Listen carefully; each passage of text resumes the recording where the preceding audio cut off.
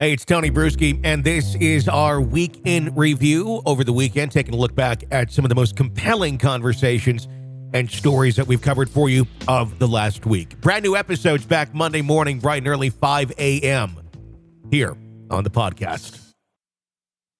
This is the Hidden Killers podcast with Tony Brueski.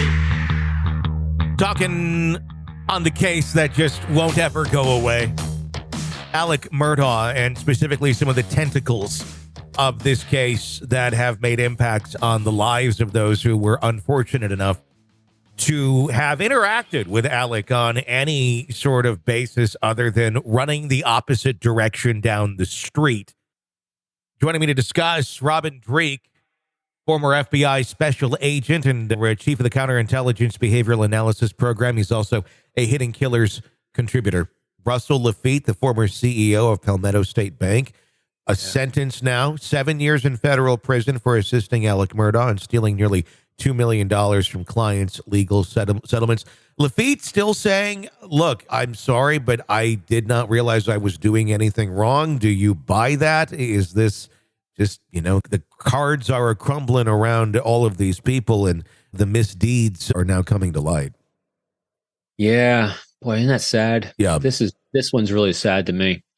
And it's sad because I don't know what to think about it. I'm trying so hard to get context on this one. Believe it or not, the one thing when I'm observing behavior, I try to suck in as much as I can, and things that stand out to me. And the one thing that really stood out to me is the wife said he's the anchor of our lives. Yeah. That's a powerful statement. And statements like that are powerful to me because we had an expression in the FBI when I worked espionage cases, and it was happy people don't commit espionage. And talking about some of the things that you and I have talked about before is, wound collectors are the ones that seek retribution against others. Yep.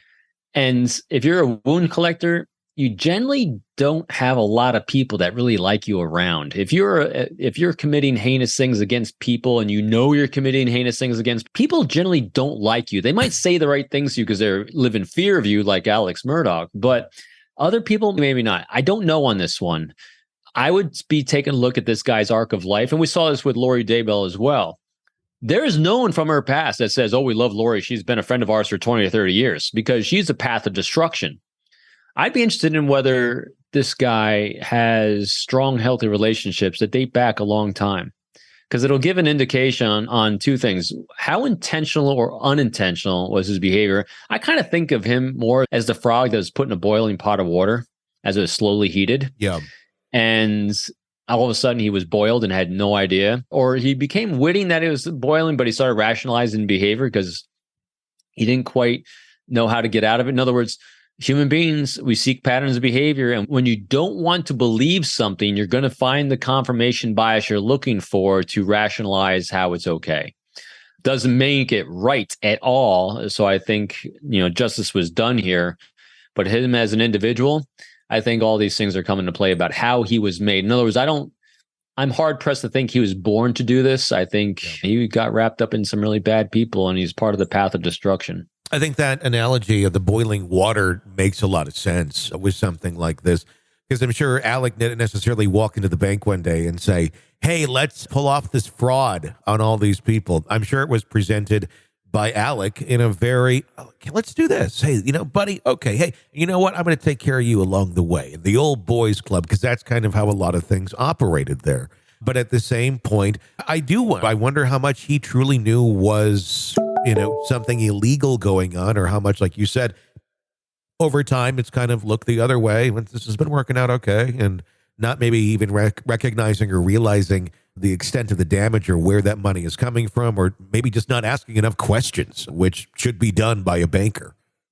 I'm also curious about Murdaugh himself, because he really defended his, buddy here, saying, hey, it wasn't him. It was all me. I did it all. What struck me about that was, I have a question about that. Is he doing that because he's a pure psychopath looking for the grandiosity? Like, no, it was all me, man. I was the mastermind behind everything. Or is he actually trying to be a decent human being defending someone that he knowingly duped? So I'm curious about how that all plays out in his own mind as well. That's a good question. I wonder how much Alec Murdaugh weighing in actually helped or hurt Laffitte when it came to sentencing, because Laffitte, the prosecutor's arguing that he has a lack of remorse. He apologized to the victims, but continues to minimize his role in the financial scheme and point the finger at Murdaugh, the co-conspirator. That's what the prosecution said. Rightfully so, they're going to say something like that. I don't know. If there really truly is in some of these cases any amount of remorse that will be adequate. Certainly, Alec did not, really portray any of that. But everyone that's connected to Alec, they're in a hole that I don't think you can apologize yourself out of. And there is a certain level, I would say, of let's burn all of the witches, and to a certain extent, rightfully so. But at some point, we have to take a look and go, look, even some of these other people who may have been involved, they're still not Alex, and we should recognize that. And some people got sucked into really bad behavior here, but they're still not to the extent of what Alex was. Yeah, but I also then I love how we go back and forth on the good and bad of this. But at the same time, I think they're doing a good job down there, saying that no one is above the law. And if you're part of any of this horrendous things that's taking advantage of another human being, we're going to get you. And you cannot be protected because you claim ignorance. And so, there's going to be devastated lives along the way, but I think it's a good warning shot to others. So this is a great case to say, hey, the criminal justice system is working, and we're going to send a powerful message, as opposed to letting the Manson murder chick out, a couple of weeks ago that says, hey, well, you're old now. And so, you did all these horrendous things, but we forgive you. Yeah, I think justice was served in this case, without a doubt. Yeah, it was. And unfortunately, it's just another family devastated by it, too. Yeah. And I think the story of everything that Alec has touched and destroyed is still far from over. Oh, yeah, no doubt. This is a lifetime of behavior that is unraveling before our eyes. This is an examination of the hidden human condition. This is the Hidden Killers Podcast. The Hidden Killers Podcast. With Tony Brueski.